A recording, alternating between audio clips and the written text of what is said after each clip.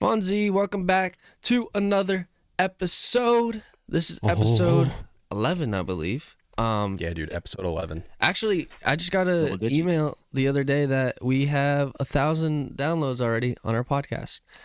Really? Yeah. So shout out everyone that has been listening. We really appreciate it. And if you have been listening, drop a comment below and just tell us your favorite parts, what you think of the podcast so far, and what you want to see from us.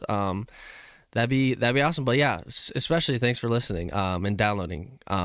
It's been very, very fun doing this, and we hope to keep doing it and keep growing it. Shout out Jay Millie, shout out Sajko for being on board and doing it all. I had an interesting weekend. I played at an A tier for the Brewster Ridge Open, probably one of my favorite tournaments.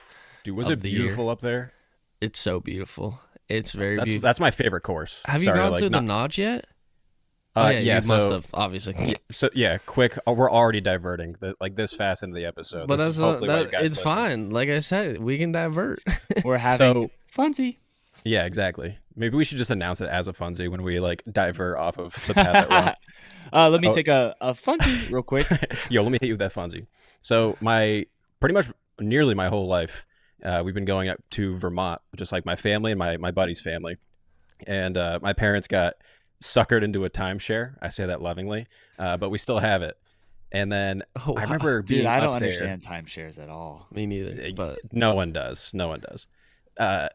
So the place that I stay at had some baskets there, and I remember hiking and whatnot, and I'm just like, dude, what is that stupid thing? Just looking at that, and then my buddy's dad pointed out, he's just like, oh, it's disc golf, and I'm like, again, just what I talked about before, where you're like, that is just so dumb. But then, yeah, obviously when I learned about disc golf, going back up there, it breathed new life into this area that I've been going for on vacation for most of my life.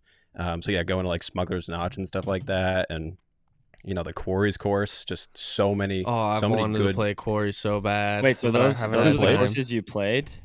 Yeah. Fox Run and Brewster, yeah. In your tournament? Yeah, Fox Run and Brewster. It's a huge tournament, A tier. But yeah, you play Fox Run and Brewster. That's the worlds. That's the world's courses, right? Correct. Yeah. Yes. Nice. So that was fun. I finished 15 out of 56. I just played very average, mediocre disc golf. Didn't feel great, but I averaged 950, which is above my range. So I'll take it if that's my average now. I'm kind of hoping it is. But yeah, nothing special. But I just wanted to mention yesterday. So Vermont, we were in the mountains, so it was super, super weird. We were supposed to get rain all day. Saturday, no rain. It was super warm. And then Sunday, we were supposed to get all rain and storms. No, not really rain, but the storms did come at 2. So our round got delayed twice. Oof. So it got delayed twice. I ended up finishing around late 7 or maybe 8. No, it was definitely 7:30, 7:40. And I had a 4-hour drive home. So my tee time was 2:10, and I finished at 7 something. It was. Oh wait, which course was that on? Brewster Ridge, but because of the lightning, it was good because it was microburst. So it was it would thunder and lightning and pour, and then it would lighten up it was a beautiful day, and then it would do it again, and then it got canceled twice. But then yeah, we finished, and I didn't get home till 2 a.m.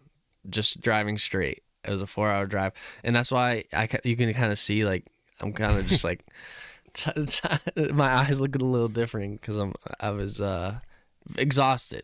At one point, I almost fell asleep, but I caught myself, which was nice. So we're glad you didn't. Which course do you prefer more? Do you prefer Brewster or do you prefer Fox Run? I think I prefer. I think I play better on. No. I prefer Brewster more. It's just. What'd you shoot on both? I shot +7 on Brewster Golds, +5 on Fox Blues, and then +6 yesterday on Brewster Golds. But dang! So and that's 950. Yeah, it's tough. Wow. But in my practice round, I shot -4 on Brewster Golds. So I know I have the sauce. It's just He's got the sauce. Yeah, he Making it. misplaced it in the fridge. Yeah, it's about making it happen during tournaments, He which didn't bring it in obviously his lunchbox. Mhm. that's like my Left it. probably like my like when I'm playing like I said, I played average. If I'm playing better, like I know I can shoot -4, but like it's all about on Brewster just hitting the fairways, and it'll be easy. But as an amateur, you don't always hit the fairway, so then that's when it really gets kind of like scrappy, and you start double bogeying and bogeying. But it's good to know that I can at least shoot like a 10-40, 10-30 round practice round with no pressure. But yeah, so I shot +7, +6 on Brewster, and it felt fine. It was just like, just gotta make more putts. That's all. So that was the thing that you felt like was kind of off, just kind of like the putting, because you said it was sort of mediocre feeling out Yeah, there. no, it was like mixture of both. It was like it would be like putting, like yesterday I got a double bogey for missing two 25 footers in a row. But it would also be something where like I remember yesterday the first few holes I was just early releasing everything. So that's what I'm saying. It's just getting on the fairway. I was confident and I was like throwing hard. But I was just early releasing it. And here, sorry, to kind of off track, I found this really, and this might help people, anyone listening. I found this really cool, I guess, mental strategy that I'd like to share with everyone that kind of helped me play a little better and not be as nervy. I got it from this guy, Max Homa. He's a PGA golfer, like top of the game, like one of the best. And I just saw him say, like, because even the best golfers in the world still struggle mentally. He's like, yeah, I go out there and say I got to play the best that I can and mentally detach from the outcome. Meaning, like, if he's gonna hit a drive, he's gonna do it as best as he can in the right lane in the right precision. And if it goes OB, then all right, next one. Like, I tried my best. It stinks that I did that, but whatever. And for some reason, that kind of thing made me really commit to my shots and kind of be less nervous, because it was just like, all right, 30-footer. This is a putt. If I miss it, go long. It's fine. I'm just gonna try and do my best. And I think it really helped me with my putting, because I think most of my putting mental struggle is being like, oh my goodness, I can't miss this. I'm gonna go long, like comebacker. But I switched that mental to like, all right, let's do it. Let's go for it and see what happens. So That might be a thing that we can discuss right now. You just made me think of that. Sure, let's go. Isn't it kind of interesting what things work for different people in terms of mental game? Because I would say, in like the few tournaments that I've played and just how I play just casually, I would say that's one of my strengths is I have really good mental game. Like, I really don't get angry. I'm pretty chill out on the course. And for me personally, and obviously it doesn't work for everyone, but I kind of like when I step up to do something like putting, I'm always like, I don't expect to make things, which I feel like is kind of the opposite of what everyone says. They're like, you have to have all the confidence. And like, if like, you're going to jam it, then you're going to jam it.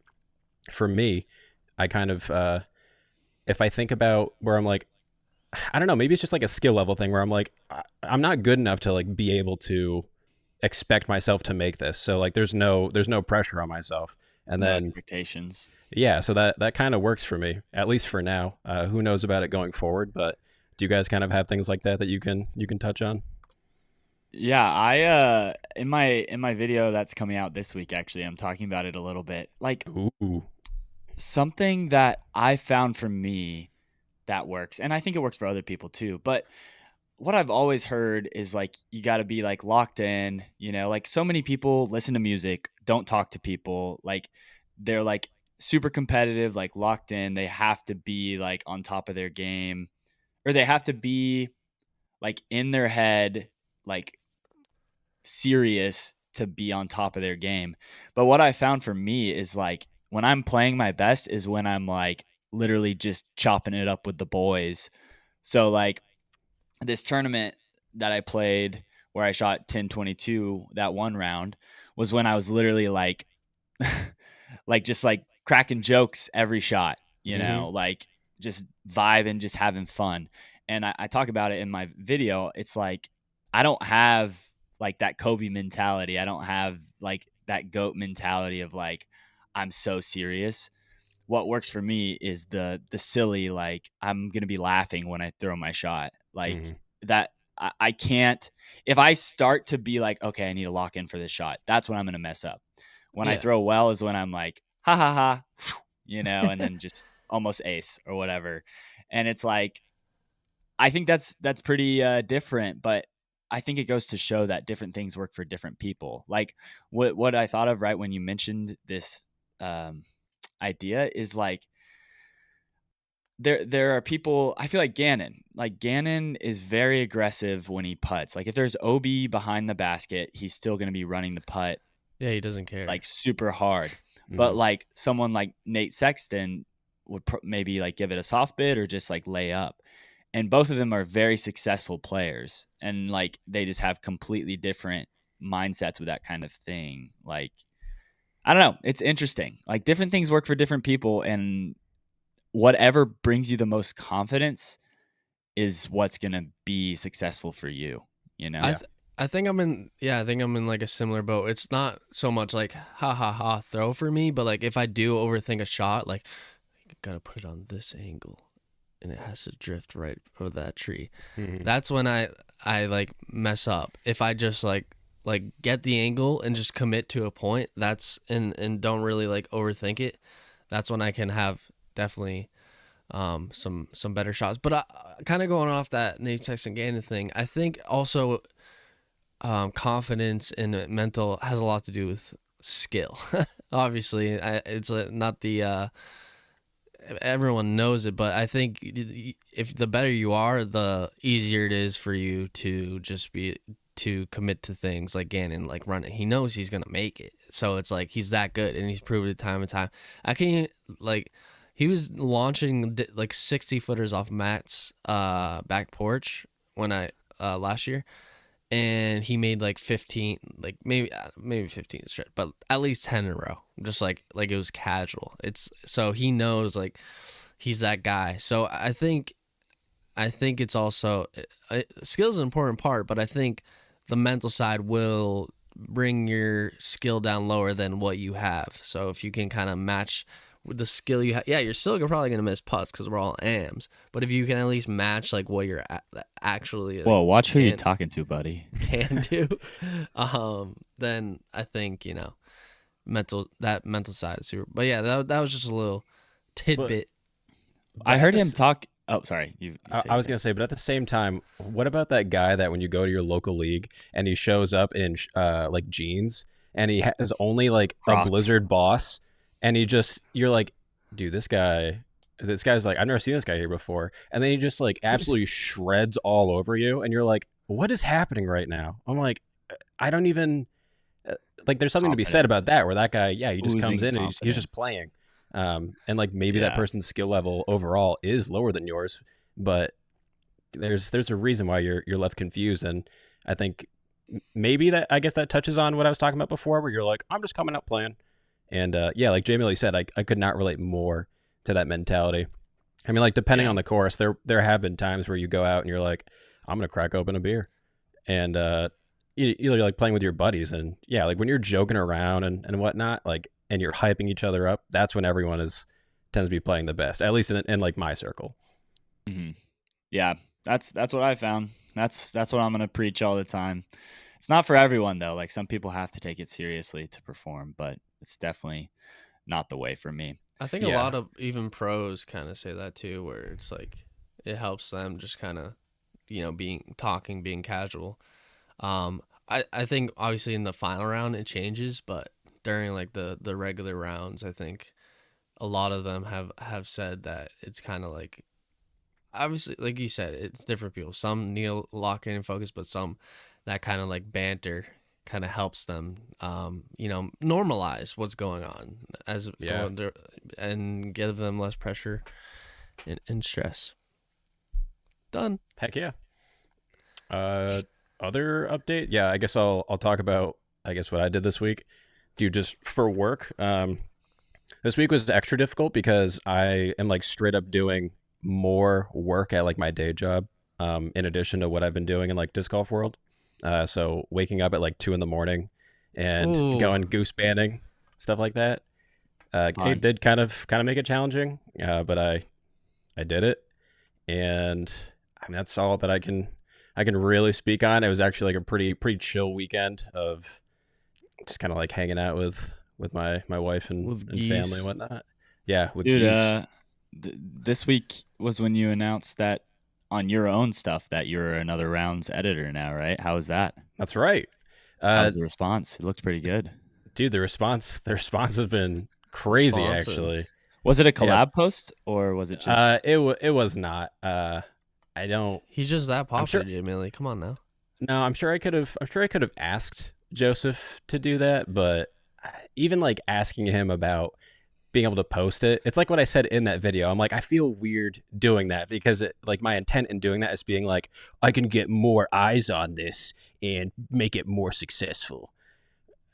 It always goes back to feeling like disgenuine, even though it's not like something that it's a request that makes sense. But yeah, for like my Pollock brain, for some reason, it's like, oh yeah, you can't do that. It was announced. People dig it. So yeah, I'm very, very thankful for that. And I don't know if I really have too much else to touch on. I think the other thing in that video that I said was the biggest thing with it is a learning experience of learning what another round's audience responds well to and what they don't respond well to. So it's just like a lot of experimentation right now, and I'm grateful. Like Pokemon. I was about to say, dude, your last reel was like insanely good. Like I feel like you're getting way better at editing too. Like I don't even understand how did you even like? Is there a Pokemon template? I made the template. Yeah, that's what I'm saying. It's like that was really impressive. I didn't make the template, but you get what I'm saying. I made the assets that make it look like it's a Pokemon battle, right? Yeah. I was just most impressed about like the health bar.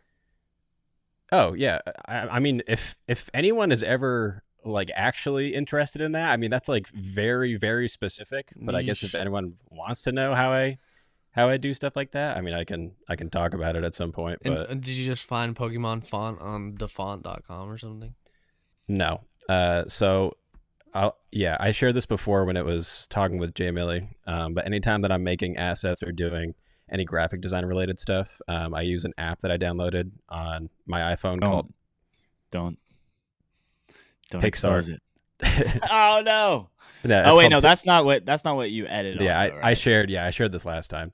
I listened back to that episode that you and I did, Jay Millie, and it made it sound like I was gatekeeping it, but more so it was Joseph who was like, look, he just I think wants to keep it a little bit more on the down low.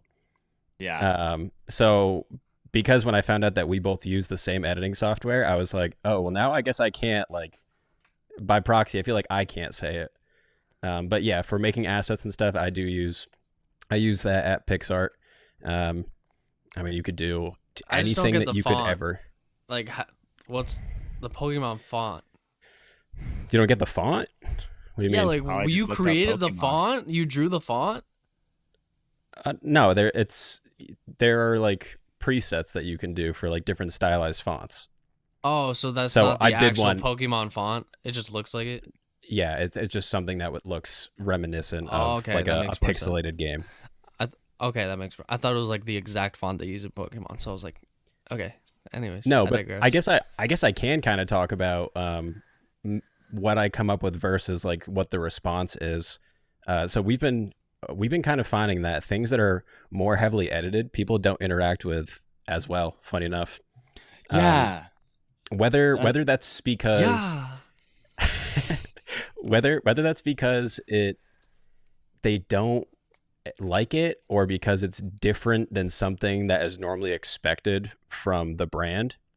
I don't know, because you go into the comments of things like these. Like Joseph also tried something different this past week where he just kind of did like 9 holes with a Vanguard, and a lot of people comment on that being like, I like this, do more of this. Or like my other like video game edit, people are like, this is cool, I really dig this. but then you look at the analytics and it completely goes against like what people are saying. Of course, those people mean what they say, I assume, but the overall engagement is much lower than something where it's like throw disc, zoom in on disc, oh crazy shot, look at Joseph's reaction. So kind of funny, but at the same time, I don't think you have to be a slave to analytics. I think it's important to just put things out there because they're cool and you like doing them. And I'm grateful that someone like Joseph is kind of thinks about it in the same manner as I do, where it's like, it's important to be creative as well and just try things and see what works. 100%. Because if you're stagnant all the time, then I think eventually people are the curve is kind going of to get bored. leave you. Yeah, Exactly. The audience will leave you. But here are my 2 hypotheses. Yeah, Keep hit me them with short it. because people might not care about this, but I find it interesting. First off, Joseph has been making content for 3 or 4 years now. Like the audience that he has created has an expectation of the content to expect. So when they get more edits, that's not necessarily what they expect, you know? Right. So they obviously subscribed or followed for a reason. So, I don't think it's bad to try out the new stuff, but like definitely keeping some of the old stuff too, which Another Round is doing, is like good because people expect that. And then my second hypothesis is that with the more edited stuff, people tend to lose the attachment they have to like the brand. So a lot of people aren't necessarily attached to Another Round. They're more so attached to Joseph. Frisbee boy. And then, vicariously attached to Another Round because Joseph is Another Round almost. It's kind of the same thing with Jesse and Trash Panda. And so my thought process is like when it's Joseph and it's just him vibing, people have that, like, they're like, oh, there's a relationship there, like we have a trust. I trust you to give me content and like, completely. I'll buy your discs, kind of like that vibe. But when there's more edits on it, it feels a little more commercialized and like a brand. And like the reason I think about this is because, you watch a TV ad and you're like, that was an ad. But when you start to think about what had to go into making that ad, if you imagine one person doing it, that's insane. Like the amount of videography, edits, cool music, actors, whatever. If it's like a brand, you're like, oh yeah, obviously Nike can make that ad. But if I was doing it and I posted it to my YouTube channel, people would be like, bruh, Jay Millie, how the frick did you make that? That is amazing. So it's interesting to see the standard of like content for like a solo person versus like when it's a conglomerate or a brand. And so I think that's part of it. Like once there's more edits on a post, people start to view it more as a brand rather than like a person, Yeah. I think we're also seeing a shift in overall like what brands are doing in terms of advertising. So the other day I saw like a McDonald's, not sponsored, ad, and they were they were shifting what they would do, and they were trying to essentially appeal to nostalgia, which is like what so many brands are doing right now. And if you can't tell, it annoys me so much. But they would not be doing it if it wasn't working. Because think about it, you're investing all this time and money into making a product that you obviously want to regain that money and hopefully get more out of it. Totally. So you put something out. I mean, how many things have we seen that people make just absolutely flop and they don't do well? When instead you could just take something like remaster an old video game or an old movie or something, and people are gonna, it doesn't even matter how good that movie is. Disney's doing all that. Yeah. Exactly. It doesn't even matter how good that movie is. It's just they're gonna put it out and they know people are gonna buy it. And it doesn't, they already got their money, assuming that it's just like, that movie was okay. And it wasn't just like, it's the first image of The Little Mermaid and then the rest of it is drawn by like a 3-year-old. Then obviously people would be mad. But yeah, I completely agree with what you're saying. I think there's so many advertisements that are just thrown at us on a daily basis. And they're finding more and more spots to put advertisements in your daily life on your phone or what you're streaming or where you're driving, everything. It's only going to get worse. Exactly. So I think anything that yeah, I don't know. I think you pretty much covered the rest of that. But these are things that we've talked about before, where people appreciate, I think, the homegrown feel of it, and they want to feel the connection to the person that they're watching. So the edit, I think, kind of creates a barrier between you and the person that you're watching sometimes.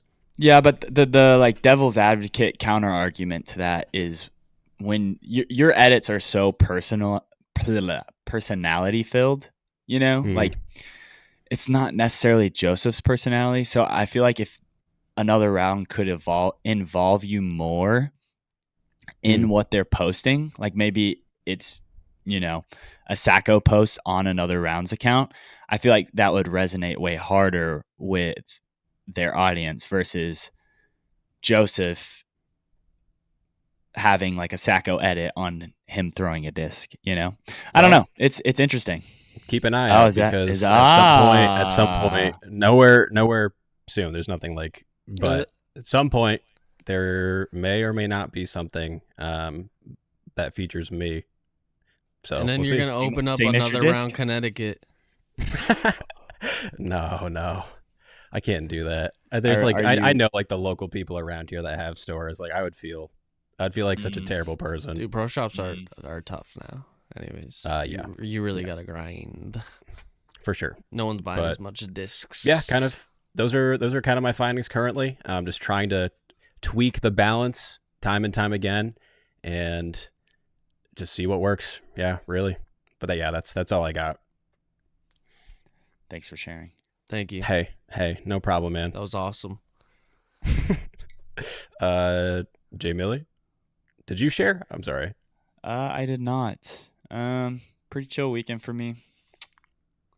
I just worked on a full-length video. I played Glitch World qualifiers, and I did not get an invite because it's only one person out of the event, and there was like 60 people playing. So okay, I got like third or fourth, or I don't know. I was a few strokes off, so not a big deal. I don't know. I wasn't worried about it. I thought it was a fun thing to do, though. I'm gonna make a short about it because it was a fun experience. Wait, so you would have came up to Massachusetts?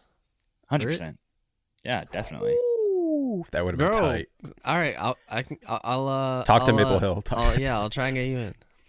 Yeah, that would be lit. But here's the thing. Here's the thing. He said there might be said there might be a wait list, or not a wait list. More closer to the event, whenever Glitch Worlds is, he's gonna open up registration. So that could be also your opportunity to get in. So it's going to be qualifiers. If there's not enough qualifiers, he's going to open up registration. But I've just seen him comment that. So it's not like, I don't know how much it's going to be or if it's going to be happen. But yeah, that'd be awesome. You should come. Yeah. Maybe I can convince someone to fly me out there. I don't know. That'd be nice. MVP. Yeah. So pretty chill weekend. Just working on a nice, full-length video. Yeah. And hopefully I'll have it out in the next few days. Those are the exact days that when you are on a podcast and you describe them, it's like, oh, it's like not like, what am I supposed to talk about? But when they're happening, you're like, dude, I'm so glad I have a chill day like this. Yeah, I say it's chill, but I don't know. A chill weekend for me win, now, bro. is more. Yeah, I did want to win for sure. For sure. Would have been fun.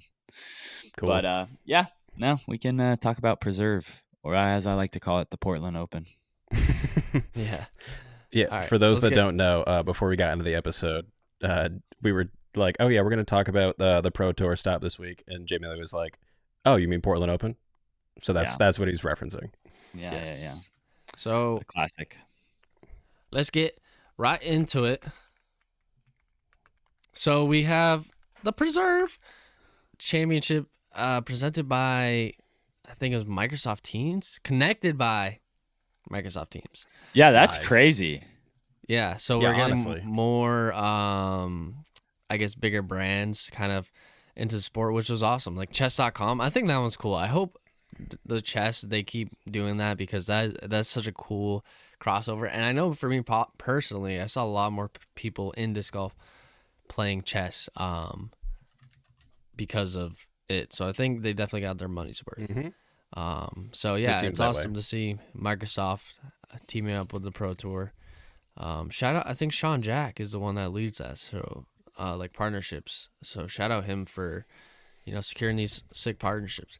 So let's talk about FPO. Missy Gannon wins the Preserve Championship. And shout out Statman, though, for some of these stats. Her 8th major or elite series title and 3rd of the season. She remains undefeated when entering the final round with a lead, outright or tie, at any standard major or elite series event. A perfect 6 for 6, which is very impressive. That's why they call her cool. Big Money Missy. She holds on to it. So I can't finish like that. I always fail down the stretch. Yeah, it's tough. It's stressful. You got to lose a lot to start winning. I feel like, everyone gets the yips. I mean, look at Aaron Gossage. I mean, he's been so close so many times, and then it's just like look at AB. True. And Eagle before. AB now, but Eagle before when he didn't win, like I guess that was his thing. He'd always like do super good and almost win and then kind of blow it up. But yeah, once you get that taste in your mouth, like everyone says it, once you get that monkey off your back, it's like, all right, I can do this. That's why I needed an MA1 win before I moved up to MPO. Had to get the boy. Dude, I still need an MA1 win. It's so hard, bro. MA1. Who's the new? I was gonna say, who's the new FPO player that is due for a win? Because now that Ella and Holland have gotten their wins, like who's like the next person? Leke Lawrenson is my opinion. She's been playing so solid. Really I think good. Kristen Tatar needs to get one. Tell that to her ribs. She's due for one. I think for me it's Leke. I'm looking at the thing right here. I think a lot of these people have wins, and then the ones that don't have wins are kind of like, I don't think they could win. No, not bad at all. They're finishing like top 5, but I'm saying like I was just saying, like I don't know if they have the sauce to pull out a huge Elite Series win against like people like Missy Gannon, Holland Hanley, Ella, when she comes back, Paige Pierce. It's kind of like that mid to high tier player that is kind of coming up, but they just got to keep at it. So Henna. How do we? She just hasn't been here on the Pro Tour. I don't think so. I mean, I could be wrong. This is exactly what I was talking about before the show, where I say something and then it's like, yeah, can you back that up? I'm like, no, but like, I think that's right. Yeah. Let me check that real quick. I'll check that after. All right. Yeah, I'll check that Henna take. So Holland Hanley. Oh wait. Yeah, this is the 3 wins a season is the most of any season in her career. I don't know if I said that already, but Missy? Yes. So Sajko, what do you think of that? Is this the year of Missy? Is this the year of Missy? Yeah, she's got it certainly feels like it. And it's cool to see because she's doing it all at the beginning of the season rather than, I feel like it's the end of season when she does that. And a lot of people tend to have recency bias. Not to take away from what she did those years, because what she did was awesome. But yeah, people have recency bias and they're like, she's the best player this year. Like, didn't that happen like a couple of years ago or something like that? She won Player of the Year because of recency bias. She won like the major towards the end, and then won the disc golf pro tour championship like back to back. Maybe as a major, I forget. But she won like something back to back, and then she won the pro tour championship. So that was like kind of the recency bias, where it was like she had a bang of an ending, where it was like, okay. But also I think it was PDGA Player of the Year or something like that, which is points based, so it doesn't really matter too much. It's cool to see. Yeah. It's cool to see. I think players are getting more and more spread around, and that's just going to continue happening as we have Elite Series events over in Europe and more over here, and then who knows where else. I think players will be scattered a lot more, so it'll be kind of hard to say who's like doing really well here, and obviously they are doing well, but comparatively against the entire overarching field, I think it'll be more and more difficult to tell. Worlds will be the actual tell of it, though, eh? Yeah. Instead of just being like a stop on the tour like it has been, as there is more legit tournaments to play at the same time. everyone has to show up for Worlds, and that'll be the real tell of like who is the world champion this year. Are you? Should I ask this now? If you guys are going to Worlds or after? I plan on going to Worlds. Yes. Okay. I personally would like to. I couldn't last year because I was getting married and I could not afford a wedding and going to Worlds at the same time. So yeah, because it's still so close, and I know that area, like Lynchburg down there, I would like to be able to go if possible and just make just so much content. I think it'd be a really good time. Yeah, dude, that'd be sick. We can make content together. Yeah, I definitely want to go to Worlds this year. That's my plan, but we'll see what happens. Obviously, life's crazy. Also, Sajko, come on, your henna take, no Elite Series. She has 0. You're right. All right, dude, you set that up. I was sweating. Yeah, good job. So I'd agree with you there. I didn't mention Henna because she didn't play the preserve. I was only looking at the preserve list, but I'd agree. I think she's the next big one that is like, when is it gonna come? She almost won the major. Yeah, major, but the DGPT Europe, the Turku Open. She was like leading it after a little bit and up there, but then she finished like third and kind of like gave it away at the end. So I wanted to. I have a $20 bet with Matt that she's gonna have her first Elite Series win this year. So it was so close. Yeah. I think she'll do in Europe. I think these DGPT Europe are gonna go in my favor. See that? So, I know some things sometimes. Say it again. I know some things sometimes. Oh, okay. Like the henna stat where I'm like, I have no idea. I'm just like saying it. Yeah, okay. Sorry, I preserved it didn't register on my earphones. So Holland Hanley comes second, followed up by Rebecca Cox and then Maria Oliva. Rebecca Cox has been having an absolute breakout year this year and is my pick for comeback player of the year at this point. She's just kind of has what last year was kind of non-existent, not really doing well, and then this year she's been absolutely going off. I mean, I'll just like list it. She's 13th. These are Elite Series. 14th, 12th, 15th, and then we get the 6th, 8th, 10th, 12th at a major, 9th, 7th, 5th. So she has been playing solid, and it's awesome to see. I'm definitely rooting for him, and I'm a big fan.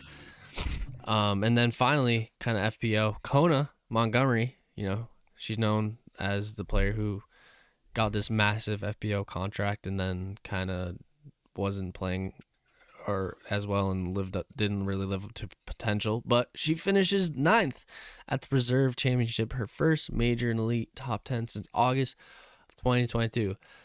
I'm always rooting for Kona. I picked her to win so many times last year because, you know, I understand. And she just recently had like thyroid cancer, like, or something crazy like that. Like she's a warrior. And I've always been rooting for her because I understand how tough that can be. Like sign a huge contract and then like every podcast in the world's talk about you the whole year. Like Kona, when's she gonna? Yeah, what are you doing, bro? So it must feel good for her to like, you know, get a top 10 since August of 2022. That's almost 2 years. So shout out Kona. I hope that streak keeps going. On the MPO, Ricky Wasaki. He takes down the dub.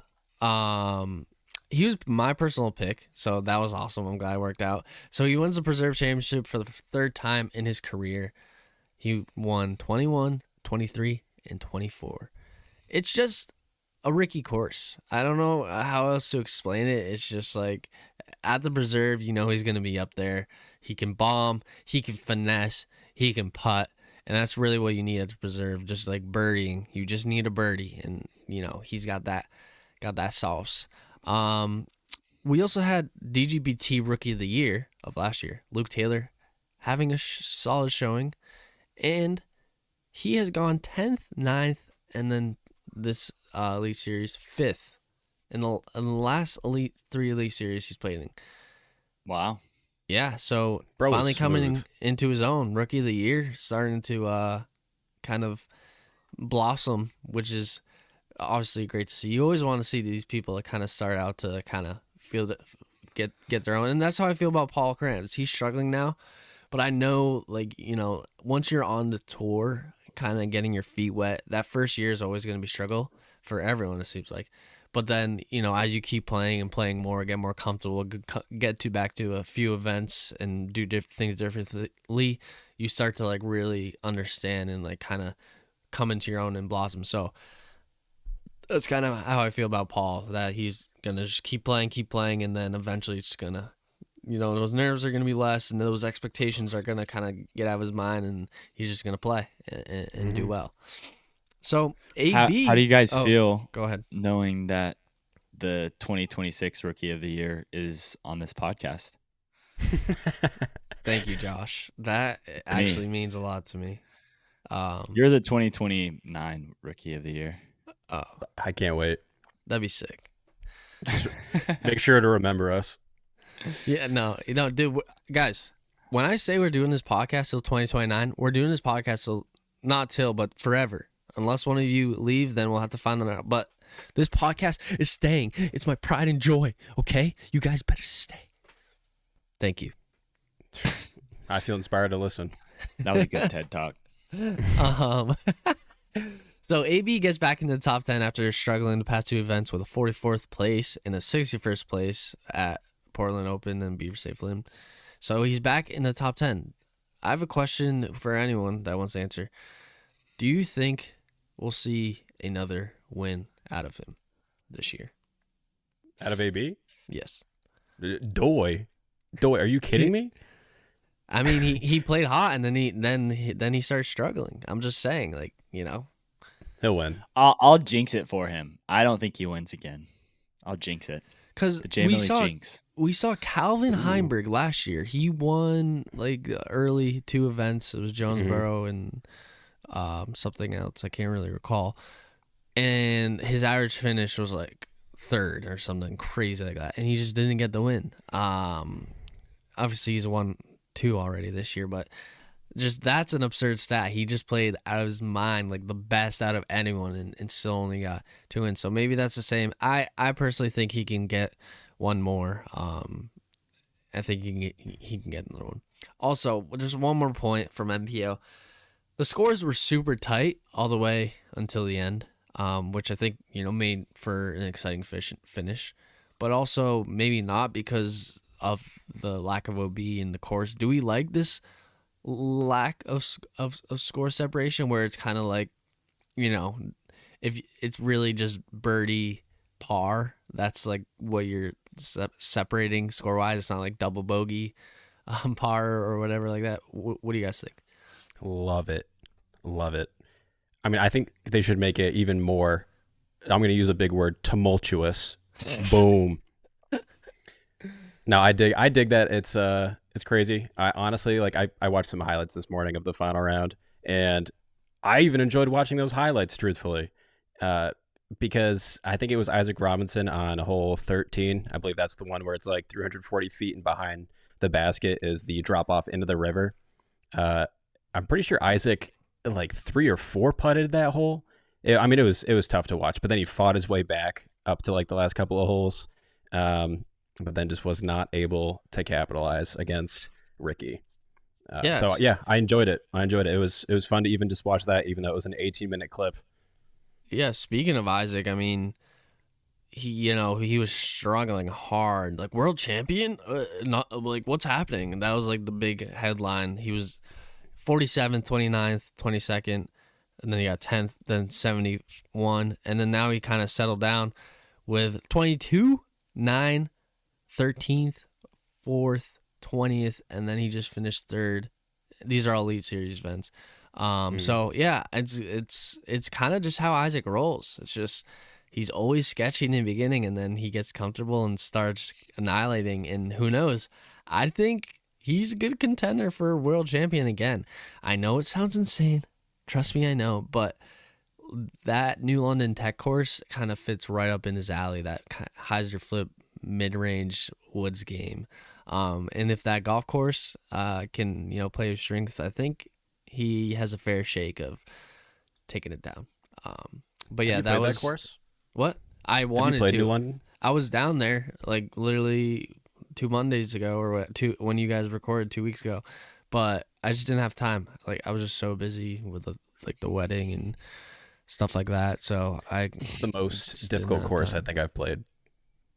When were you down there? So we stayed in like Shenandoah Valley area for our honeymoon, and then we happened to be like close by to there. We're like, let's go check it out. Very, very Shenandoah difficult course, River. What'd you shoot? Like plus 20? That'll give me a good gauge. dude. Like, yeah, I think like plus 15 or something like that. I mean, it was brutal, man. That's crazy. Yeah, and Yeah. it's not like honestly, I'm not like a place like Maple Hill is not a soft course at all. It is very difficult, but for some reason I play like half decent each time that I play there.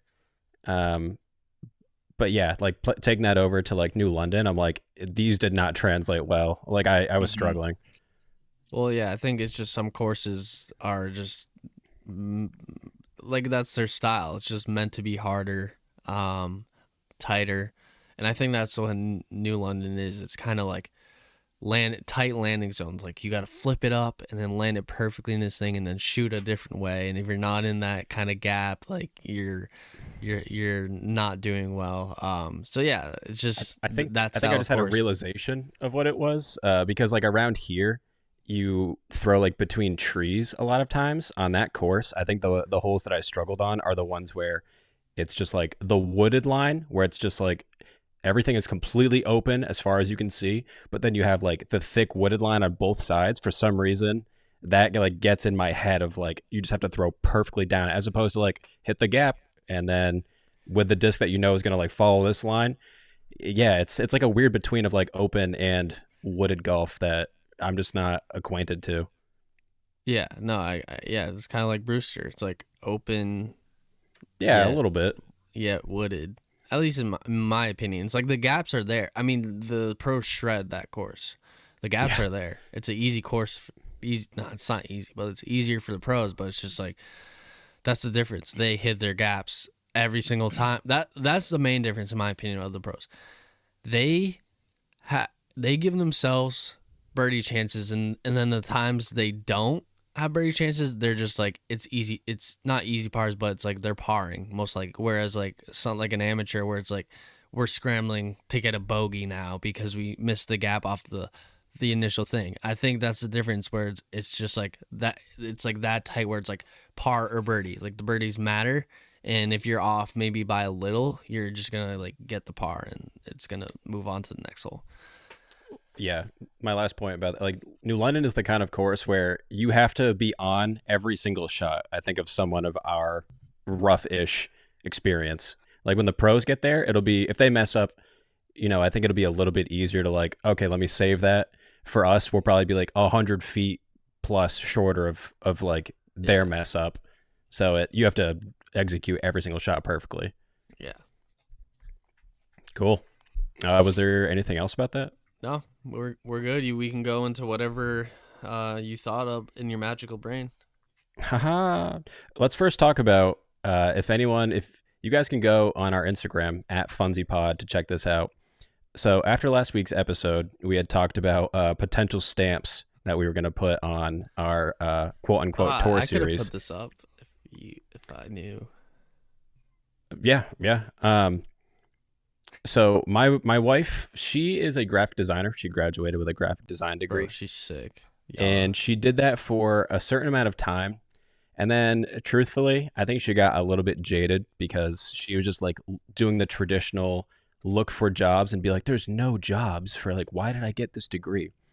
So for some time, I don't think she was doing it, but she's very talented at what she does. Now, I think since some time has passed, she's like, I just want to get back into graphic design. Like, I just want to make things and put them out there. Like, maybe I'm not getting paid for it, but I just want to have like that sort of creative venture again.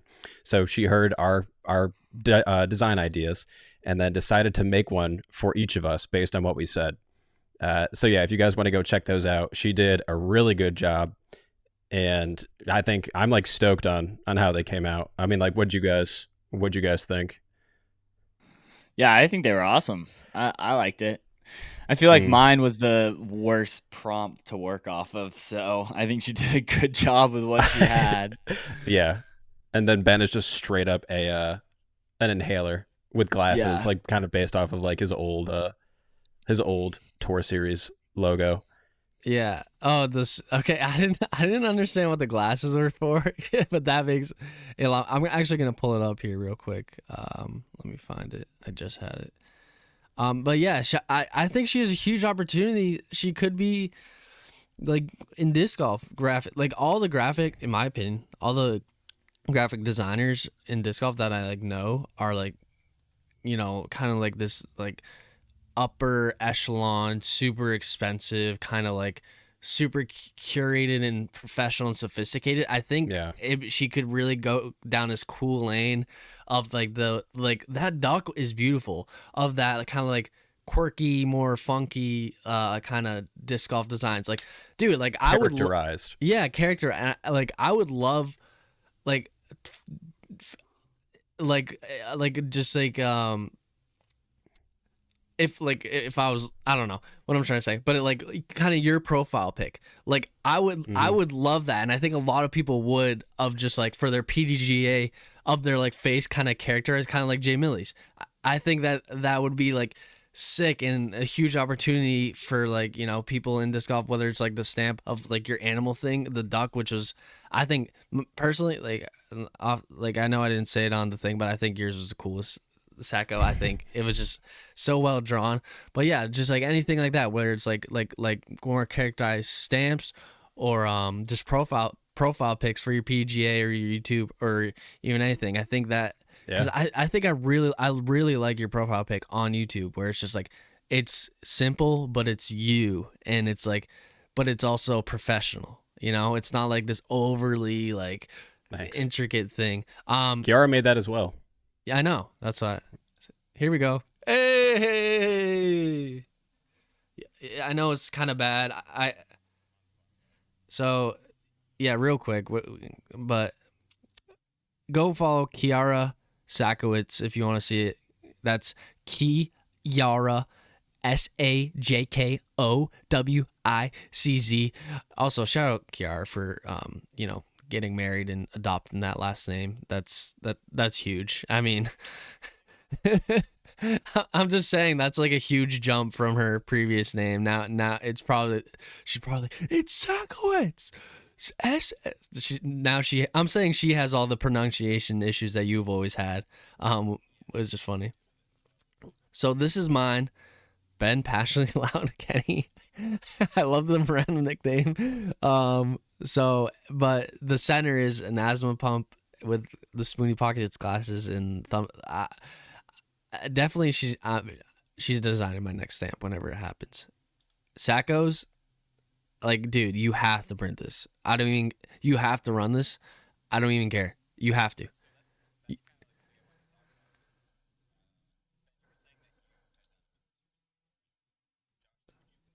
Stamp, is that kind of like that for like a tour series for you, or how does that work? Like the moon boots one I did. Yeah, like does Yeah, that count? yeah. I Yeah. mean, I kind of count that as tour series. I don't know. Okay. Oh, sorry. For I, myself, I never felt like I was in like a place where it made sense to be able to do a tour series.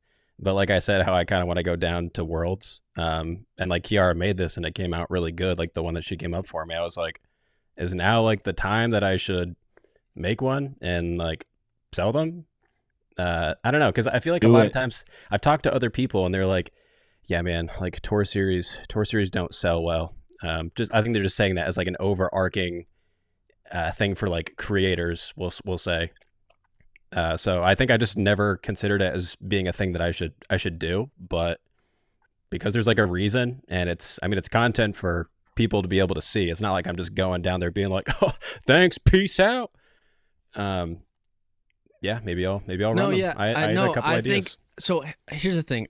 I didn't realize that I thought that internet thing was showing your I didn't realize it was only stuck on mine. So I was like scrolling through. So obviously that was my bad. But yeah, you just go to Kiara Sakowicz. But I think just do it. Why not? I don't like. It's just like I don't think you need to be, dude. I had my Sweeney Pockets tour series when like I was like on a Nick and Matt show for maybe like a year. It was just like I was like I didn't deserve or need a tour series, but I just did it because I thought it'd be hilarious and people bought and supported me as a person. So I think that's the biggest thing. So I think just do it. And I think that duck stamp is so sick, dude. Like look, Duck Boy. It is so sick. Yeah, I was gonna ask about that. Love it. Yeah. So I think find. just do it. What would you? Here's my next question. What would you do it on? One of your maybe sponsors, or would it be just kind of like Innova or Discraft, where you like that custom stamp where you can do it and with a bunch of different molds? I did not talk to Garrett or anyone yet, so I considered that avenue. I just don't know if he's like in a point where he can do that right now, but that's just me like guessing. I don't know anything. Yeah. So I was considering something like Thought Space maybe, because it's like a local kind of, we'll say, manufacturer. And they could do that cool triple foil. That is actually not a bad idea. Yeah, I was you considering could really that. get the duck. Yeah, exactly. So I was thinking that. I don't know anything about how many to make, but yeah, my concern is like putting money into this thing that doesn't pay off, and then not only can I not go to Worlds, I have to like recover from putting money into like getting these made. Bro, you get like 10 You could comments do pre-orders per post by the same 10 people every post. Meaning like these people support you, and I guarantee they will. I mean, I'll just shout them out. I see it every time. It's KK approved in Autumn. A is for Autumn. And there's like a few others that they comment on your posts every time. Because they support you. And I guarantee you'll, like, off those commenters, whoever comments, you'll sell 12 just like that from them. And you have your family, bro. Like, and I'll buy one. Yeah, and true. Jay Millie will buy one. And Jay Millie still has to wear a Celtics uniform on the podcast and post to his story that he's a Celtics fan now. But we can do that later. Well, I know it's easy to like do a poll and just be like, yeah, I'll buy one. But then when it comes down to it, like, who knows how many of those people are actually going to do that? It's the only people that, like, it was that a are going to feeler. support you. Yeah. Yeah, it was a feeler, and I was actually kind of blown away, like how many people responded to that. So yeah, maybe keep an eye It's out. gonna be your close friends, in my opinion. It's gonna be your close friends that really support you and want you to, really like what you're doing, and you'll get a few of those like random people where it's just like they're like fans of your work that aren't really like attached to you. But in my experience, it's mostly. For me, Jay Millie, I know it's way different. You have 50,000 subs, but for me, it was just like, my friends and close family and people that like I talk with on the daily that just want to support me. And I think, you have a lot of those people that'll do it. So yeah, shout out. I just want to shout. I'm just excited. Kiara, Yara, whatever. Shout out. Those were incredible. And you are Funsie's. I'll point it right here. Funsie's official graphic designer. You're hired. Cool. Whenever we need anything, we'll come to you. I feel like she could have designed our logo easily. So that's why I'm excited, because the whole Funsie brand in my head is kind of like her style. So like, and that's the style I like way more. Obviously, if I need more professional for like the disc golf expos or something like that, obviously I lean away. But if it's like more my creative, like what I want to do in my inner being, like I tend to lean towards those like kind of cool, characterized, cartoony, just like fun type of designs. So very cool, dude. This is the point where we're doing the icebreaker this late in the episode. Isn't that wild? Wait, we haven't done the icebreaker yet? No, dude, it's a Funsie episode. We're terrible about doing everything in order, but it's all good. It's all good. That's why people love us. And if you love it, hey, comment below. I want to start reading more kind comments. I mean, you can comment hate comments. Or bad ones.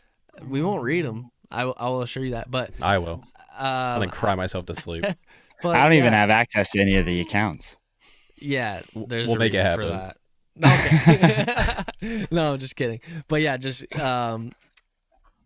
keep commenting because we did read Pete's message and then no one else commented anything since then. So I want to read one comment in an episode. Come on, I guess it's Kiara. Kiara's our number one fan. She comments every time, so we appreciate that. And her sister is a fan too. So shout out Juliana. Dang, this boy's good. All right, icebreaker. Kind of closely related to one that I asked before, but a little bit different because I think you could think of some other somewhat different examples. So I want to know like what your most uncomfortable situation has been in disc golf, and I say that because, I mean, even in like the few tournaments that I've played or like competitive ones, like sometimes you'll play with some people or have some experiences where you're like, dude, what is this? What is this guy's deal? Or like obviously people will say some weird things. Not even like competitors, just like random people on the course.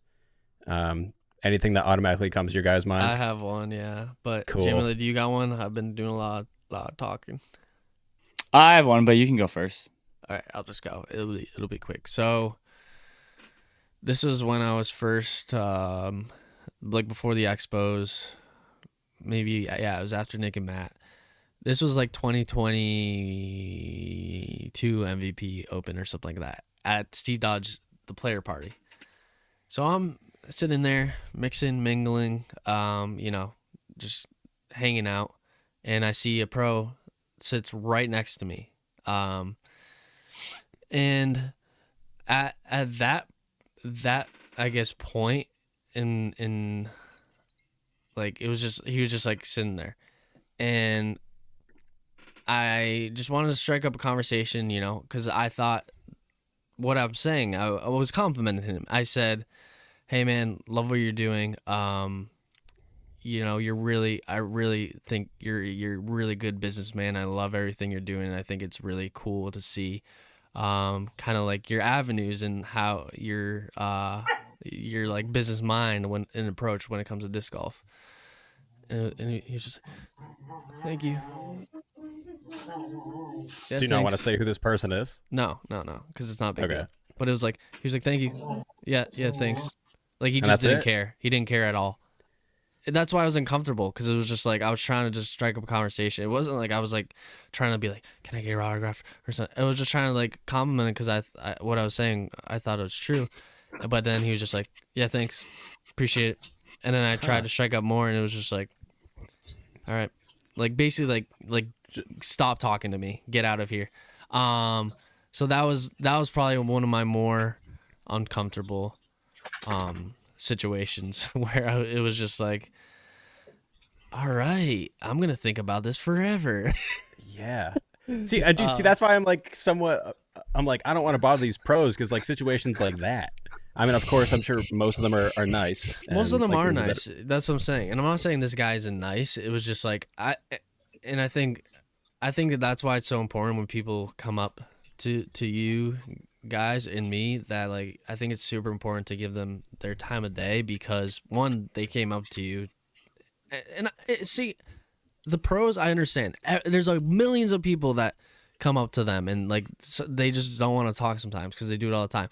But I'm saying I think it's important for like to me, it's important to always talk and ask the fans that come up to me about them, because I do want to get to know them, and it goes a long way is what I'm trying to say, because that pro in my mind ever since then, it was just like not a big fan ever since then. It kind of, because it irked me and it hurt me internally, and these people that like want to talk to you, they want to talk to you for a reason, because they're a fan of your work. So just, even if you're miserable that day, just give them the time of day, because it means the world and to them, or I guess it means something to them, but to me it means the world to me when people come up to me and say hi. Like, I absolutely love it, and that's why I love talking. And so if you come and see me in public, say hi, because it means the world, and I really appreciate it, and I just love meeting new people and talking. So I think that's just my advice is to anyone, just like, if a stranger comes up and compliments you, just like, give them the time of day. And I know Jesse from Trash Banner, we had a huge conversation about this. where he's like, yeah, I think it's super important. Like the first words that always come out of his mouth is like, oh, thank you. What's your name? What do you Mm. do? You know, and I think that's something I've kind of held on to, because it's always like, because I am guilty of it during like maybe the expos where my brain is like in a million places where someone's like talking to me. I'm like, thank you so much. Thank you. I really appreciate it. And I mean that, but I don't really have like the time to like maybe like, you know, have a phone call because I have to go somewhere. So I am guilty of that. But when I can, I definitely, you know, ask like, like invest in them, I guess is what I'm trying to say. Because, you know, it's so easy. I guess what I'm saying is like, thanks, appreciate it. Yep. Thank you. Appreciate it. All right. See ya. So I think, you know, it's very important to, you know, just kind of live in the moment. And I've already talked about this on Smashbox, but yeah, I guess like the first expo, I was like, this expo, I really need to like, you know, like live in the moment. And if people come and talk to me, and I think I definitely was more, kind of conscious of that, where just because, you know, there's like the lunch buffet went down and I have to go fix that and worry about a million things and someone stops me on the way, doesn't mean like I can't give them time. So that's something at the expos, at least, I've been really trying to focus on. If like someone comes up and talks to me, that I really want to like talk to them, even if I have a million things going on. Yeah, that was a long kind of It thing. usually is. Yeah, so I thought it was It's gonna all be good. short, but it was more just like kind of, it was a story and then advice, how just like even for me talking to any like coming up to, I mean, it goes a long way just to say like talk back. You know, we're humans. We want to be friendly with others. I think transparency is super key in moments like that. I think a lot of people are like afraid to hurt feelings, but if you just say like, "Hey, I really appreciate you," like, "Thank you, but I'm kind of busy right now," or like, "I'm kind of having," just say what you're feeling, as opposed to, because we kind of live in a time right now where like people don't get, like, say you shoot someone a text, they'll see it but they won't get back to you, they'll just say nothing, as opposed to being like, "No, sorry man, I can't hang out." Like, does that not irk you when like the person just doesn't get back to you? But that's like almost the common thing to do now, more than responding. It's like people are Yeah, afraid, it does like that irk their me. thought process is like, well, if I don't say anything, then I can't be like, I can't say no, or like that's like being mean, or whatever. But I prefer if someone just says straight up, like if a pro said that to me and they're just like, "Yeah, I'm sorry, man. I had kind of a rough day today, but I appreciate you." It's like, no, it's all good, man. I get it. Yeah, But yeah. you, real quick, you saying that, I kind of had somewhat of a similar thing at MVP Open this year. My buddy never went to like a pro tour event. He came out with me and he was super stoked about it. He like bought some plastic. This is a 29-year-old man that has like a thing with dinosaurs still. So he bought like a raptor and whatnot. He was stoked about it, and he wanted this pro to sign it. Um, but we weren't able to see him. So the rest of my time there, because I went to all 4 days of MVP Open, was trying to get this individual to sign it. So finally, he was over at the signing tent, and I went up to him and I explained like the story and whatnot, and just like, "Yeah, I'm like a big fan. I appreciate what you do." And dude, he was not like making eye contact with me at all. He was just like brushing off each response that I was giving, and it like actually somewhat irritated me because it just felt so disgenuine. And like, I will say, this is like a person that is somewhat of like a more pronounced larger pro, and that just like, oh dude, who knows what's going on in this person's brain. But yeah, just Well, annoyed me a yeah. little bit, man. Like, When you can't just act like I'm a person, and like, I'm here to like see you. There's no one else in this line. It's just me. Like, what are you looking around at? He's tight. Go ahead, when JP. uh when I wanted to get my Raptor signed, I was at Mm. Waco and I waited till this individual that I believe you're talking about finished their round, and I like walked up and I was like, "Hey, big fan, love what you do," and like was like, "Would you mind signing this?" He didn't look at me at all, didn't like really even acknowledge me. Signed the disc and then just moved on. I think And we're it talking about the definitely same person. it definitely irked me as well. Like I understand, like he didn't play very well that day, so like I understand the feeling. Like, I think he wants to like be there and be in the moment, and like obviously he cares enough to still sign and still interact, but the heart posture, like at that point, it would have just been better for him to just leave rather than to stay because of his attitude, like towards it. Couldn't And in agree my more. opinion, like if I'm feeling that way, I'm just dipping. I'm getting out because being in that spot where you're signing, if your heart's not into it, it's gonna leave a worse taste in someone's mouth than if you were like not there. Like I was a really big fan, and then that interaction, and I was like, So we've all never had. mind. Oh, dude, it annoyed me. It like Yeah, genuinely annoyed me because yeah, this is a person that talks about how important fans are and stuff like that, and then going there and just seeing it's like they're there just because it's important to interact with fans and like reap the benefits of interacting with fans, but not because you want to go interact with your fans. That's just yeah, how it made it feel. I'm not saying that that's what it was, yeah, but yeah. yeah, We was can get off Yeah. our soapbox. I'm sure most people know who we're talking about. So Wait. I still think this guy's a very nice individual. Yeah. I But yeah, I actually. agree. Well, I this agree. this is what I was gonna say. Like, I actually don't know what you guys are talking about, but this is what I was gonna say. Like, I also understand that they get bombarded, like millions, like thousands of people want to talk, and it's always small talk, like big fan. Da, da, da, da. Mm. So they're basically like a celebrity. So I also like I'm not saying basically what I was saying, like I understand that it's just like the same thing over and over and over and over again, and that's fine because that's a lot easier for the person to be like, okay, like next, next, next, next. And I understand in that signing line, like you said, you don't know one, but I'm sure he did like plenty before.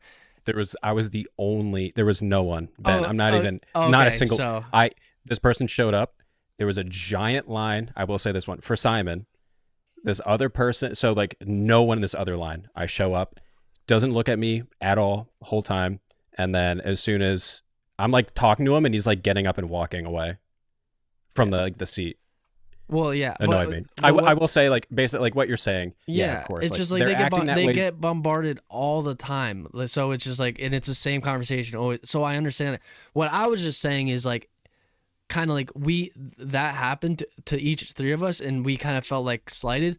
I was just saying like how important it is to actually care, even though it's easier to be like, yes, thank you, appreciate it. And I understand if you're busy, like that's a different story if you like have to go do something. But like if you're just like sitting there talk, like it's so important because that it leaves a lasting impression for a while.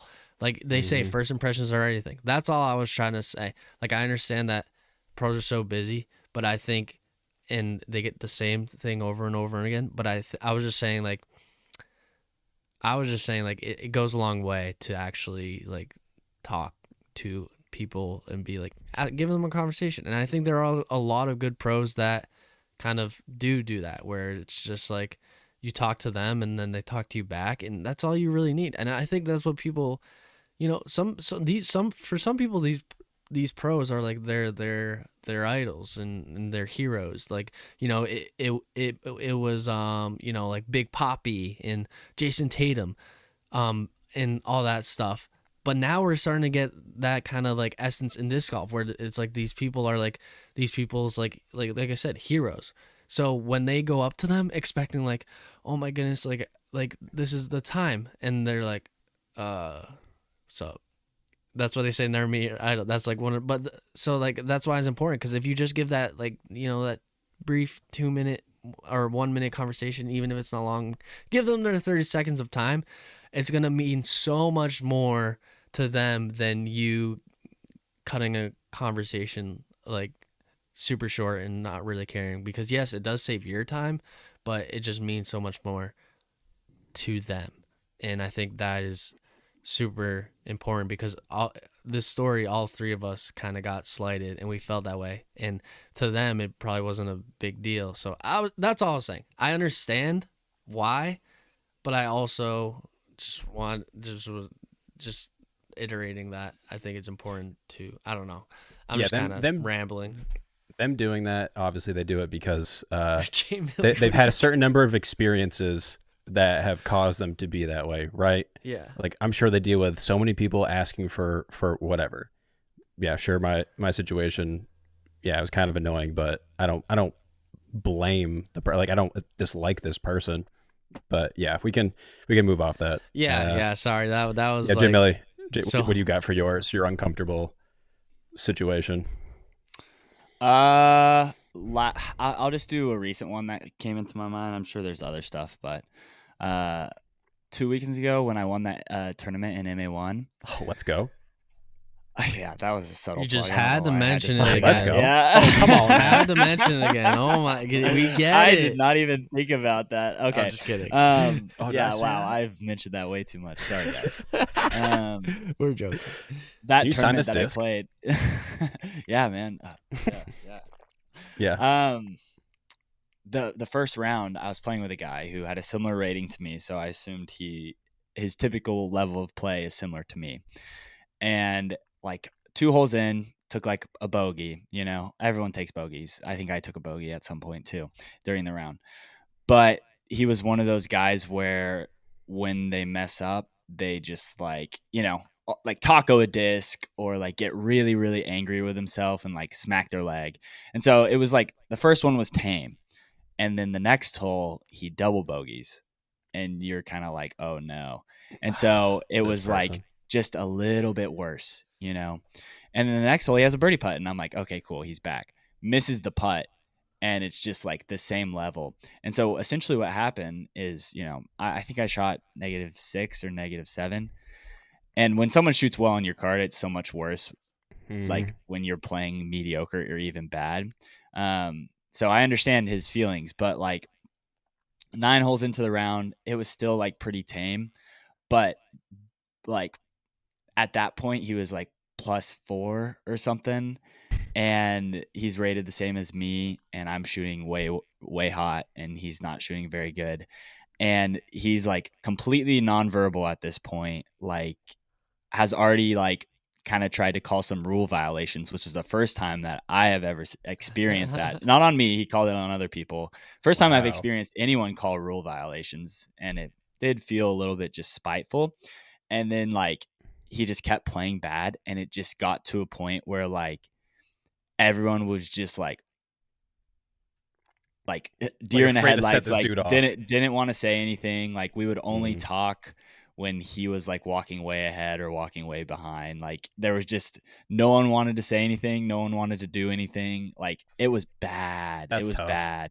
Like he missed a putt later in the round, and like Loki just started like screaming. And so it was just a very, very uncomfortable situation to be in. Like I was playing well, and so when I would birdie, I'd be like, frick, like, oof. He's gonna be mad about that. So I don't know. It just was. It was I don't know. Probably doesn't listen to the podcast, but it was the worst card mate I've ever had. So not fun, but Still funny. yeah, just uncomfortable for sure. People who get really angry in competitive disc golf and can't hold it in, very uncomfortable situation to be in. Yeah. You sharing that one made me think of someone I went up against. So this was kind of like my taste of competitive disc golf because I decided to play Team Challenge this past season, and I did enjoy it. It was super cool. I know it's pretty unique to the New England area, but this individual that I played with, I have seen them around before, but they are the kind of person that if they're playing well, they're like talking you up. They're your best friend. But then as soon as they're not and they like fall behind. So team chat, like the round that I was playing was why am I blanking right now? It's the like whoever like takes the whole Match play. There we go. Oh. Yeah, we're playing match play. So like if he's ahead, he's your best friend. And if I was ahead, then he's just like silent, not talking to you, like slamming his bag. And I did end up at the end beating him by 3, and he didn't even. Like when we're done, like didn't say anything to me, just went away, just went in his car and just drove away. I don't know, man. Like I don't get that being, you're like throwing a disc about like a thing that's not even sanctioned, and you're getting like good food after. So like personally, I don't like get it, but yeah, same deal. Everyone's like quiet and like afraid to talk, and I'm like, dude, we're just having a good time. I Yeah. get it. Like they shouldn't react to that, but I also get it. It's just like, you know, it's just competitiveness. It's just like, I understand like it's unsanctioned, but if I lose a team challenge, it's not fun. But obviously there's better ways to handle it. Like I'm always like, great match, da, da, da, and then it's just like you're just bummed. But yeah, it's just But like, no I one likes don't a sore loser. exactly. People, There's a healthy yeah. way and there's an There's unhealthy way. exactly, yeah, exactly. Like, you know, it's good, fine to feel mad and angry, but if you're like, Yeah, like, exactly. That's okay, like but slamming your bag and kicking it over and then being like, oh my bad, like I don't know. So I haven't really dealt with too many, like, I don't even think ever, just like people just like getting super angry. yeah. I don't know. Then you're the issue. Yeah, I mean, No. mine was a pretty tame example. I mean, one that's like slightly different. My first tournament that I played was I guess it was last year for Mohegan Park Open, and it was pouring the whole time, Yeah. like downpour on what is easily the most difficult wooded course in my area. And we were beginning the second round. We were on the second hole, and this kid is walking up, and we're like, dude, you okay? Because we're like about to tee off, and he's like, yeah, I was scrambling and I threw as hard as I could, and my arm hit into a tree, and my bicep ripped off and just went up into my shoulder. And we're like, are you okay? Do you like need someone to drive you to the hospital? And he's like, no, I'm good, man. And we're like, are you sure? That doesn't sound too good. He's like, no, I'm fine. I'm fine. So yeah, he just walked back to like the central hub area. So that was like a little because that's my first tournament. I'm like, bro, what are these guys doing out here? That's insane. I thought you were gonna say he kept playing. No, Yeah, no, no, he no was way. man was very much done, very much done. Wow. That's crazy. Yeah, his bicep. Yeah. That's not an easy thing. Yeah, to even, imagine, like, just come rolling back up into your from. shoulder like a fruit by the foot. I've seen videos on Instagram of people doing bicep curls and then they're like Oh, biceps just dude, snapping. same. You see, it's horrible. I'm like, why are you recommending it? I don't want this. Yeah, Do not recommend again. Do not recommend again. yeah, exactly. Why are you trying to bicep curl 645 plates? Like, Yeah. your body doesn't need to do that, man. That's your ego. There's no situation where you need that. unless you're Man. unless you're like a bodybuilder. Yeah, I mean, I had True. one other experience that was super uncomfortable, but I don't even know if I feel. I don't even know if I feel comfortable saying that's it. the thing. I hope these people don't listen. Like, No. these This wasn't podcasts. this was just like a random like park goer. So this is Oh, okay. yeah. I'm not. I mean, I could tell you guys after. It's just more so like a PG-13, I guess, type thing. Ooh, yeah, Yeah. So I'm not gonna say it, but I'll tell you guys after because it's pretty funny. Yeah. But yeah, I think we all shared, right? yeah. Cool. Fun question. There we go. Sick. Boo. Okay, And this as is one that always, I've had. I answer a question again to like this existential freaking mode of just like, Dude, froth therapy. yeah, It's real. Me and Ben were verbal processors. That's how it goes. exactly, yeah. And that's cool. So to summarize, basically, the fans help you out. Appreciate the fans. That's all I should have said. That's okay. Literally, that's all I could have said. It's okay. I went this like big rigmarole freaking route. That's the word. So I've had this on the notes for 3. This is the third week in a row. And thank you for listening to Funsie, I don't everyone. know if you guys. I don't know if you guys are down with this. No, But I go thought it ahead. could be a cool idea, where we do like. So a common thing on Instagram right now is to do collab posts, and typically collab and means that. Like maybe someone will make a video and then it has something to do with another individual. But I thought it would be cool if like the 3 of us did a short form collab, but all 3 of us help make the video. So whether one person goes out and records the stuff or one person edits it or however we choose to divvy that up, I think it could be cool to see all 3 of those come together and see what the result would actually end up being. Let dude, it us sounds fun know to in the me. comments if that's something that you guys well, would be interested in. We gotta Because think of what we gotta do. I feel like Well- it should incorporate all of us too, though. we could do that Like too. in the video, like right? yeah, Oh, you want all 3 of us to be in it? Yeah, I feel like that makes sense, right? It's just like I'm just like openly if you discussing edited right now. something and it's like, "Hi, I'm Jay Millie. This is what I do." And But then it could be maybe there are like different iterations of this that we do where it could be cool Yeah, we where all rotate positions where Jay Millie like records all the stuff, but then I do like the edit of it, and you do or the just to like VO. to like see how would these things change, and then I think we would kind of like learn a lot about ourselves and each other of like what this person does or like focuses on, and I think it could be kind of cool just to well, Ah, I I'm you know down. like we get Sound some like fun. I'm content down and too. stuff. And I already have my idea. This is what it's gonna be. are you going to announce it? Yeah, right now. This is my idea for my video. Sajko is gonna edit it. Hey guys, my name is Ben Kenny. I play disc golf. Please follow me. Please follow me. Jay Millie. I know you have 50 million subscribers, 50,000. Bring them here. Thank you. I don't. You have want me to edit that 50,000. clip? Is that what you're saying? No, I was just joking. okay. I was saying that would be my I will. iteration. It would just be like giving myself a shout out on your guys' channel. I'm definitely gonna edit that clip. clip. Cool. Yeah, I mean we can discuss this behind the scenes. I think it's something that makes My content video for us, and We'll be throwing a second shot, and I'm gonna throw my first shot. It's gonna be horrible, and then I'm gonna say time for a Funsie, and I'm gonna ace. I get a Funsie ace. oh dang, dude, that's pretty sick. An intentional second shot ace. Intentional. I love it. And that's so easy love because it, you man. could just edit it. You could just throw like 40 shots and then just clip the one you make. Boom. Don't say that. Yeah, what? The secrets are. You're a freaking liar. Yeah, that was it though. That's something that we can discuss behind the scenes. Otherwise, this podcast will be 4 hours long of us Dude, trying I to still come have up with to ideas. send you the interesting reel. That's not interesting that you're gonna make interesting. So. Oh yeah, I please. still haven't sent that. Let's do it. I've thought of ideas, but I don't know.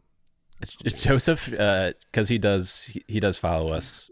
He said that he watched that clip and he's like, by the time I watched the whole thing and realized like whether or not I don't even know how I feel about it, I already watched the whole thing. He's like, that's like the thing that I don't think people understand. I was like, yeah, I guess you're right. Like whether or not it's trash, I'm not saying that was a good video, but it's like funny and it's like, wow, I just watched that whole thing. Yeah. Dang. Yeah, that's hilarious. Nice. Right.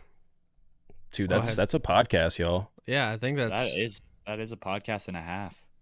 Yeah, I think that was good. You know, we had the typical recap, talk about content, my existential TED Talks advice, Oh, And actually, all a part of you them. saying that, should that be a new segment of the podcast? It's called Ben's Existential, like whatever. I think that could be I'm funny. down. Like, it would be. I'm down. I would dig that. Like you come up with something where you're like, bro, I'm just thinking about something this week, and it's just I got a lot on my mind. I'm just very passionate about this stuff, and that's why Passion. I think it's like important, like especially like the fan stuff. Like please come up to me and talk to me. It makes my day, and I really appreciate it, and I will like appreciate forever. Ben loves his fans. Yes. So I think that's why it's very, very important. That's why I kind of went off, because it's like, basically it was just like advice. Like, I just don't understand how. I understand because it's like they get thousands and thousands, but I also don't understand at the same time, because it makes the fans' day, and the fans are part of the reason, like, you're there and they're helping you out. So I don't know. That was more of just like a putting out to the world, just like I'm gonna be stay more thoughtful, and I think everyone should stay thoughtful and appreciate what we got going on. Heck yeah. Yo, close it out. You gotta close out the episode. Welcome. Wait, no, not welcome. This has been fun to see episode 11. Shout out to everyone. Thanks for listening. Oh, shout out Hooligan Disc for being my sponsor. I love you, Garrett. You're the best. Shout out Duck Boy. Yes. You already know Shout what out. it is. Stamps coming soon. Yo, Collins Cash coming here. soon. Actually, though, it's one of my favorite discs. The Cash is coming soon from Hooligan Disc. Yeah, Cash Ben is 10. filthy. So, yeah, we'll have to get Garrett on soon to interview. Oh yeah, like that'll that. be hype. So maybe next episode we'll see. We haven't had an interview since Broderick, where it went it's been a while. haywire. But yeah, maybe next. So yeah, thanks for watching, everyone. We appreciate it. Make sure you do all the things like comment, subscribe, rate us on your popular podcast listening platforms, and yeah, let us know what you think, and just thanks for listening. We appreciate it all. I don't know, I'd say 100, 150. I think we get 100 to 150 unique people. So in the grand scheme of things, that was bigger than my entire graduating class. So that's a lot of people. So Wow. anyways, Funsie. Funsie. Bye.